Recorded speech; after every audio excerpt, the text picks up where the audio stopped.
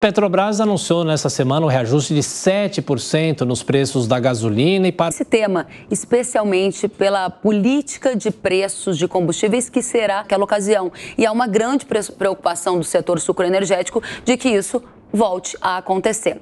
Vale lembrar que amanhã, em reunião, o Conselho de Administração da Petrobras deve aprovar o nome do senador Jean Paul Prats para a presidência da estatal. E se o nome dele receber o sinal verde para prosseguir, aí a gente vai precisar aguardar para entender qual vai ser a política de preços na era Lula. Quanto mais altos os preços internacionais, maior será a pressão para a Petrobras se posicionar em relação à política que vai ser adotada para preços aqui no Brasil.